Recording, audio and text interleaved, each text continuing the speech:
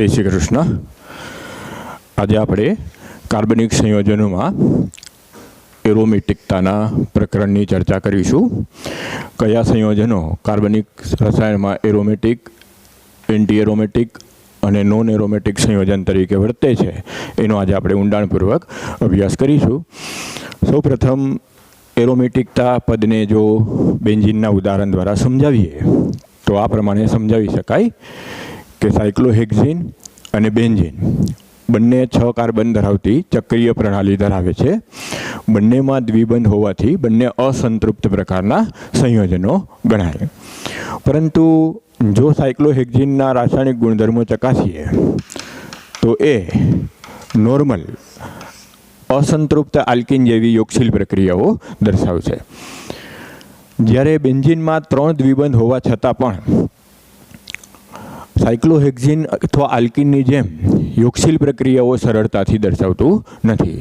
દાખલા તરીકે cyclohexene bromine જળ સાથે યોગશીલ પ્રક્રિયા દર્શાવી બ્રોમિન જળનો રંગ દૂર કરી શકશે, પરંતુ બેન્ઝીન બ્રોમિન જળ સાથે પ્રક્રિયા દર્શાવતું નથી. આલ્કીન સંયોજન અસંતૃપ્ત હોવાથી આલ્કલાઇન કેમિનોફર સાથેની બેર કસોટી દર્શાવશે, જ્યારે બેન્ઝીન 3 દ્વિબંધ ધરાવતું હોવા છતાં પણ બેર કસોટી દર્શાવતું નથી. એને બદલે બેન્ઝીન લાક્ષણિક ઇલેક્ટ્રોન અનુરાગી વિસ્થાપન પ્રક્રિયાઓ સરળતાથી દર્શાવે છે. તો હવે પ્રશ્ન એ થાય શા માટે?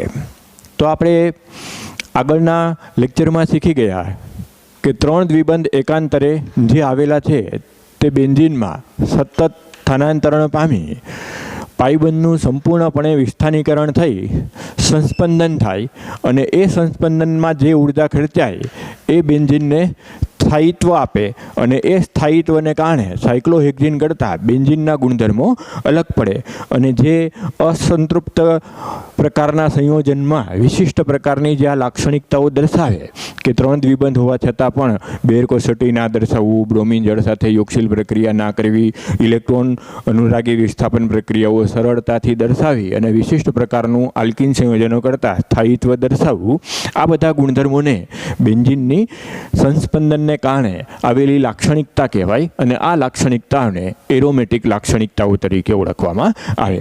અને બેન્ઝીન અને તેના વ્યુત્પન્નોમાં જોવા મળતી આ એરોમેટિક લાક્ષણિકતાઓના ગુણધર્મને તેની એરોમેટિકતા કહેવામાં આવે. એટલે શરૂઆતના સમયમાં એરોમેટિકતા શબ્દ ફક્ત બેન્ઝીન અને તેના વ્યુત્પન્નો માટે જ વ્યાખ્યાયિત થયેલો, પરંતુ હાલમાં એને બદલે ઘણા બધા કાર્બ કેટાયન, કાર્બ એનાયન અને વિષમ ચક્રીય સંયોજનોમાં પણ આ જ પ્રકારનો ગુણધર્મ હોવાથી હવે એરોમેટિકતાને યુકેલના નિયમ પ્રમાણે સમજાવવામાં આવે છે.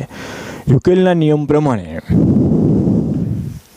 જે સંયોજન ચક્રીય હોય,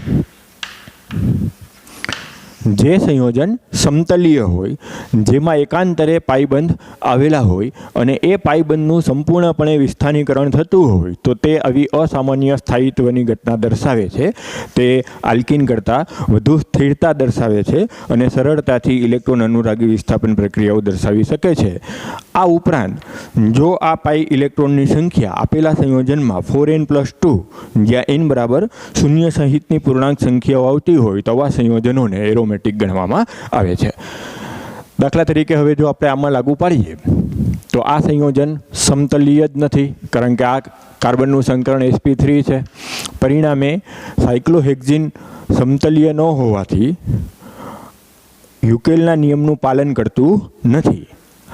આ કોઈ પણ એક શરતનું પણ પાલન ન થાય તો યુકેલના નિયમનું પાલન થતું નથી એમ કહેવામાં આવે. તો પહેલી જ શરત સાયક્લોહેક્ઝીન સમતલીય ન હોવાથી સામાન્ય અસંતૃપ્ત સંયોજનની લાક્ષણિકતા દર્શાવે. પરિણામે એ સક્રિય છે, બેન્ઝીન કરતાં ઓછું સ્થાયી છે, એટલે એ યોગશીલ પ્રક્રિયા દર્શાવે છે. નવા સંયોજનોને નોન એરોમેટિક સંયોજનો કહેવામાં આવે.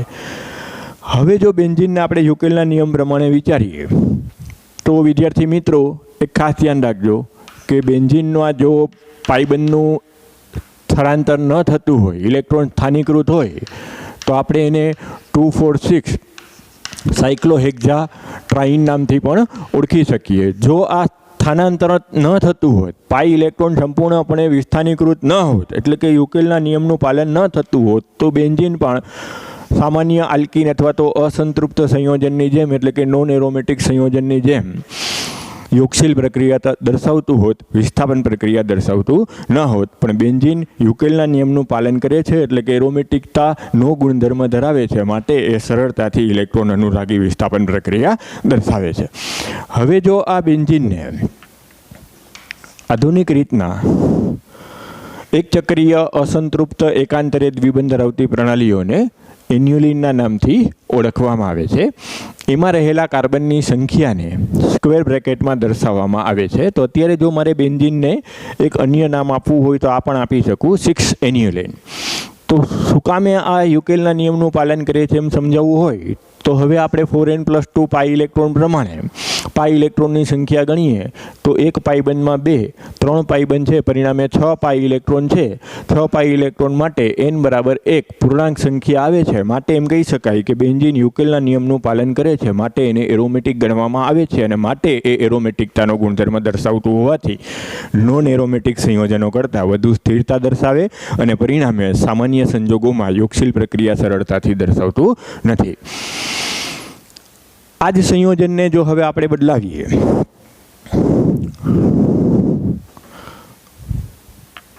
અને એની સાથે સામ્યતા ધરાવતું જો હું કોઈ આવું સંયોજન લખું,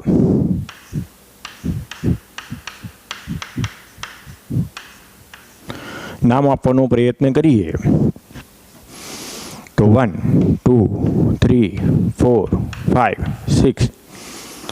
તો અત્યારે આ મિથિલિન સમૂહ છે એની સાથેનો પાઈબંધ બેન્ઝીન ચક્રની બહાર છે, સાયક્લોહેક્ઝેન ચક્રની બહાર છે. પરિણામે અત્યારે જો ચક્રમાં પાઈ ઇલેક્ટ્રોનની સંખ્યા ગણીએ તો 4 જ થશે.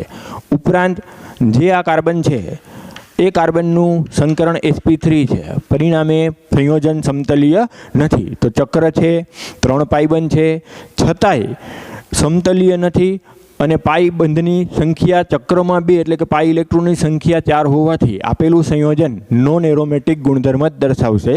આ સંયોજન એરોમેટિક ગુણધર્મ દર્શાવશે નહીં, કારણ કે એ યુકેલના નિયમનું પાલન કરતું નથી. એટલે ટૂંકમાં એરોમેટિકતા એ સમતલીય સંયોજન, ચક્રીય સંયોજન, એકાંતરે પાઈબંધ અને 4n+2 પાઈ ઇલેક્ટ્રોનની બધી શરતોને અનુસરતું હોય તો જ એને એરોમેટિક ગણવામાં આવે, અન્યથા એને એરોમેટિક ગણવામાં આવતું નથી.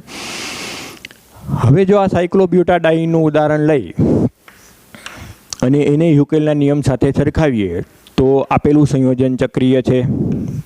આપેલા સંયોજનમાં બધા કાર્બનનું સંકરણ sp2 છે, પરિણામે સમતલીય છે. આપેલા સંયોજનમાં પાઈ ઇલેક્ટ્રોનનું વિસ્થાનીકરણ થતું હોય એટલે સંસ્પંદન પણ થતું હોય. આમ છતાં પણ આપેલું સંયોજન એરોમેટિક ગણવામાં આવતું નથી. એની સ્થિરતા એરોમેટિક સંયોજનો કરતાં ઘણી બધી ઓછી જોવા મળે, ક્રિયાશીલતા ઘણી બધી વધુ જોવા મળે. તો શા માટે? તો એનો જવાબ આપવો હોય તો હવે આપણે એમ કહી શકીએ કે આ શરતનું પાલન આપેલું સંયોજન કરતું નથી. અહીં પાઈ ઇલેક્ટ્રોનની સંખ્યા 4 છે. પાઈ ઇલેક્ટ્રોનની સંખ્યા 4 છે, પરિણામે nની કિંમત પૂર્ણાંક સંખ્યા આવશે નહીં. આપેલું સંયોજન 4n+2 ને બદલે 4n પાઈ ઇલેક્ટ્રોન ધરાવે છે. જો અહીં 4 કિંમત મૂકીએ તો n = 1 પૂર્ણાંક સંખ્યા આવે, એટલે આ 4n પાઈ ઇલેક્ટ્રોનના નિયમને અનુસરે છે, અને જે 4n+ પાઈ ઇલેક્ટ્રોનના નિયમને અનુસરતું હોય એવા સંયોજનોને એન્ટી એરોમેટિક સંયોજન કહેવામાં આવે. એટલે એરોમેટિક અને એન્ટી એરોમેટિકમાં બહુ નાનકડો તફાવત છે. એરોમેટિક સંયોજનો પણ ચક્રીય હોય, એન્ટી એરોમેટિક સંયોજનો પણ ચક્રીય હોય. એરોમેટિક સંયોજનો સમતલીય હોય તો એન્ટી એરોમેટિક સંયોજનો પણ સમતલીય હોઈ શકે. એકાંતરે પાઈબંધ અને વિસ્થાનીકરણ દર્શાવતા હોય, પરંતુ એરોમેટિક સંયોજનમાં 4n+2 પાઈ ઇલેક્ટ્રોનના નિયમનું પાલન થાય, જ્યારે એન્ટી એરોમેટિક સંયોજનમાં 4n પાઈ ઇલેક્ટ્રોનનું પાલન થાય. માટે જો સાયક્લોબ્યુટાડાઈનને પરીક્ષામાં નીટ અથવા જીમાં પૂછવામાં આવે કે આપેલું સંયોજન કયા પ્રકારનો ગુણધર્મ ધરાવે છે, તો આપણો જવાબ આ હોવો જોઈએ કે એન્ટી એરોમેટિક સંયોજન ગણી શકાય. આને હવે આગળ આપણા જો અન્ય ઉદાહરણ દ્વારા સમજવાનો પ્રયત્ન કરીએ તો 1 નંબરનું સંયોજન સાયક્લોપેન્ટાડાઈન આપેલું છે, 2 નંબરનું સંયોજન સાયક્લોપેન્ટાડાઈનાઇન એનાયન આપેલું છે, અને 3 નંબરનું સંયોજન સાયક્લોપેન્ટાડાઈનાઇલ કેટાયન આપેલું છે. જો આ પહેલા સંયોજનને ધ્યાનમાં લઈએ તો સૌથી પ્રથમ જ આપણું ધ્યાન આ કાર્બન ઉપર જવું જોઈએ કે આ કાર્બન sp3 સંકરણ ધરાવતું હોવાથી આપેલું સંયોજન સમતલીય જ નથી, પરિણામે નોર્મલ અસંતૃપ્ત ડાઇન સંયોજનના જ ગુણધર્મ દર્શાવશે, યોગશીલ પ્રક્રિયાઓ વગેરે દર્શાવશે, પરિણામે આ સંયોજનને નોન એરોમેટિક પ્રકારનું સંયોજન કહી શકાય.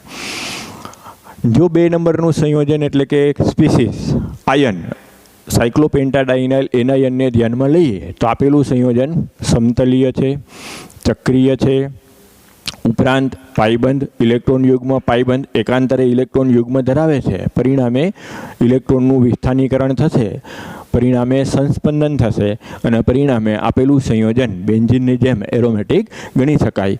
અથવા તો જો 4n+2 પાઈ ઇલેક્ટ્રોનની આધારે સમજવાનો પ્રયત્ન કરીએ તો આપેલા આયનમાં આપેલી સ્પીસીસમાં પાઈ ઇલેક્ટ્રોનની સંખ્યા 6 થશે, 2, 4 અને 6, પરિણામે અહીં n બરાબર 1 પૂર્ણાંક સંખ્યા આવેલું હોવાથી એમ કહી શકાય કે સાયક્લોપેન્ટાડાઇનાઇલ એનાયન ઋણાયન યુકેલના નિયમને અનુસરે છે, પરિણામે એ એરોમેટિક ગુણધર્મ ધરાવે છે.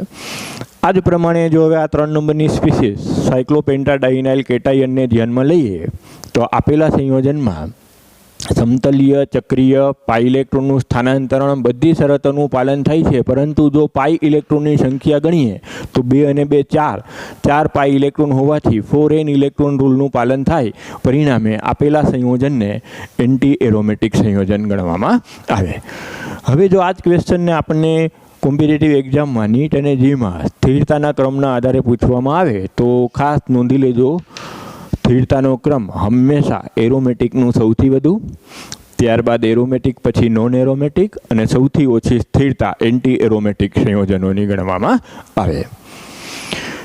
અને આ ચર્ચાને હવે બીજા વિકલ્પ તરીકે જો ક્વેશ્ચન પૂછવું હોય તો આમ પણ પૂછી શકાય કે આપેલું કાર્બનિક સંયોજન એ 2 ચક્રીય પ્રણાલીઓ ધરાવે છે, સાયક્લોપેન્ટાડાઇન અને સાયક્લોપ્રોપેન, તો આ સંયોજનને એરોમેટિક ગણી શકાય કે કેમ?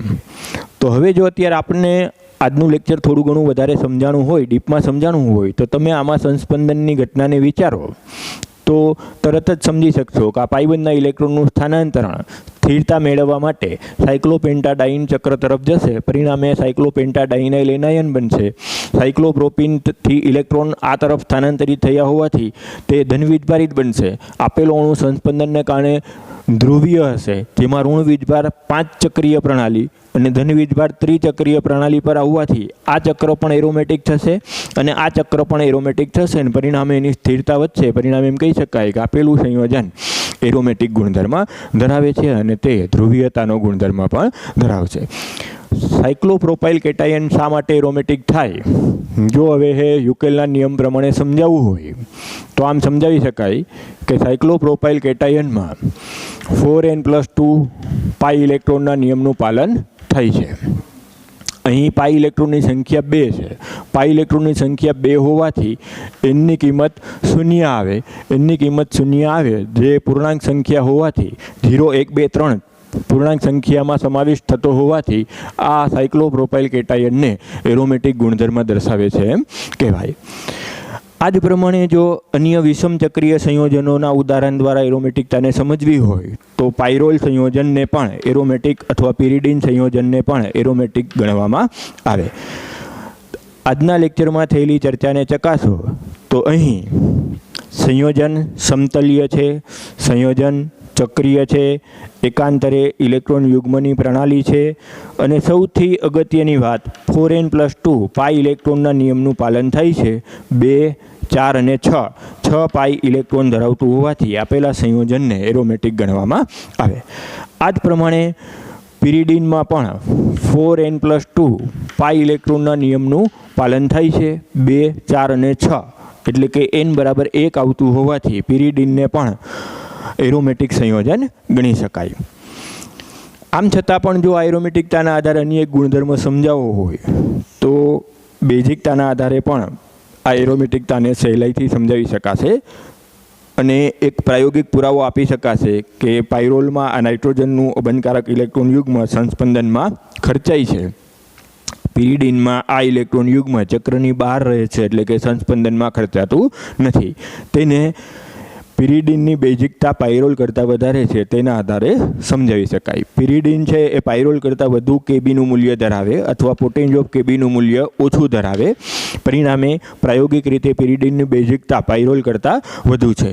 તો આપણે કહી શકીએ કે 2, 4 અને 6 ઇલેક્ટ્રોન હોવાથી પિરિડીન એરોમેટિકતાનો ગુણધર્મ ધરાવે છે. તો એનો મતલબ કે આ અબંધકારક ઇલેક્ટ્રોન યુગ્મ સ્થાનાંતરણમાં ભાગ લેતું નથી. સ્થાનાંતરણમાં ભાગ લેતું ન હોવાથી એટલે કે સ્થાનીકૃત હોવાથી એ લૂઇસ બેઝ તરીકેની વૃત્તિ પાયરોલની સરખામણીએ વધુ ધરાવશે. કારણ કે પાયરોલ પણ એરોમેટિક છે, તો એમાં જો આ ઇલેક્ટ્રોન યુગ્મ સંસ્પંદનમાં ખર્ચાતું હોય, પાઈ ઇલેક્ટ્રોનનું સ્થાનાંતરણ થતું હોય તો જ એ એરોમેટિકતાનો ગુણધર્મ ધરાવે.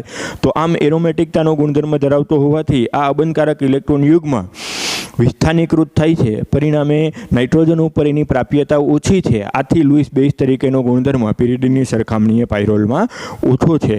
તો આ બાબતને પણ તમે એરોમેટિકતાને આધારે સમજાવી શકો. આ જ પ્રમાણે જો હવે એન્યુલિનના આગળ ઉદાહરણ લઈએ તો સાયક્લો ઓક્ટાટેટ્રીન અથવા તો 8 એન્યુલિન પાઈ ઇલેક્ટ્રોન 8 ધરાવે છે. એટલે 4n પાઈ ઇલેક્ટ્રોનના નિયમ પ્રમાણે સાયક્લો ઓક્ટાટેટ્રીન અથવા તો 8 એન્યુલિનને એન્ટી એરોમેટિક ગણવું પડે. પરંતુ મિત્રો નોંધી લેજો, ખાસ અગત્યનું